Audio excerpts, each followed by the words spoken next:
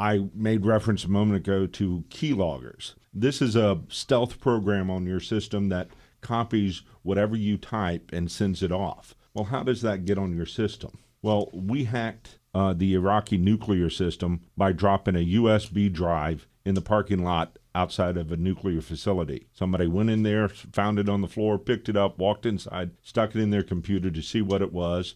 A couple of porn pictures. They open it up. U.S. intelligence now has access to the system. That's incredible. That's a true story? True story. That's amazing. The reverse of that story is the director of the NSA gets up and says how we did it. Iraq then turns around, looks at their system, finds that. Now they are creating hacks based on the code, the hacking code the U.S. created, and turn around and coming back. It's a two-way street. So you find a floppy disk, a friend hands you a CD with music on it, you find a USB drive, you pop it in your system, and you open up anything, a Word document, whatever. USB drive in an employee parking lot that says confidential layoff files. How many employees are not going to take a look to see if they're on that list? And you were telling me before we came on the air, you were telling me about when you get an email, all they have to do is change one little part of it. Like obviously, I don't. iHeart Radio could have 2 R's and you don't even see it, and it's not coming from your boss.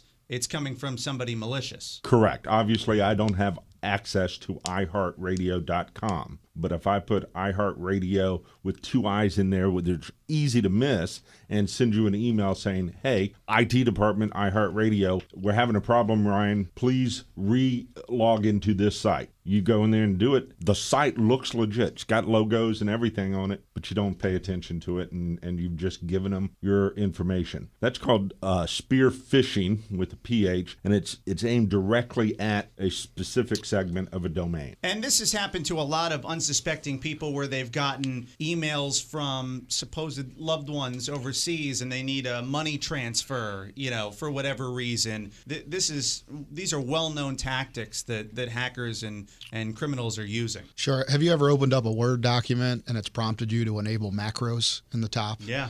Right. So one of the latest ones that we've seen is obviously the Florida bar for attorneys has gone to an e-filing service. So the hackers were smart enough to figure out that all of the attorneys need these e-service email accounts, and they were literally posing as the Florida bar, sending messages with Word attachments. And as soon as a paralegal or whoever opened up the Word document and clicked enable macros, that was the way ransomware was getting in. All right, we're running out of time here, so I want to get to some solutions and things that people can do if they find that they have been hacked, that somebody's gotten into their system, if they find that they've clicked on a malicious link or things like that. What can people do? What recourses do they have once that has already happened? The moment you suspect you have a virus, shut your system down. Turn it off. Turn it off. Unplug the power. Unplug the power. Turn it off.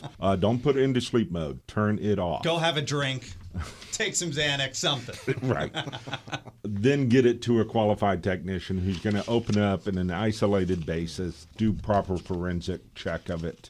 If you try and do it and you go out to a website to download a checker or whatever, you're now propagating it to everybody in your household. And if you are hacked or somebody takes your account, whether it's a bank or any variety of accounts that you might have, it's best, I notice with banks, it's best to have that fraud protection, right? And there are fraud protection services out there that you can have to make sure people don't steal your identity. The fraud protection, the identity services are extremely inexpensive, especially if you belong to warehouse membership clubs. They all have a big association membership that's half the price of going out retail, and it is simple, very powerful insurance.